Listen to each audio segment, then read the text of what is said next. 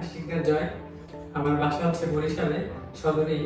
তো আমি এইচএসসি 2021-এ Barishal model school of commerce থেকে, আর তারপর হচ্ছে এসএসসি হচ্ছে 2019-এ, সেটা হচ্ছে বাকেরগঞ্জে। তো তারপরে এসএসসির পরে আমি একটা ভালো ইউনিভার্সিটির জন্য খোঁজ করতেছিলাম, মূলত আমার বাংলাদেশে পড়ার অতটা ইচ্ছে ছিল না।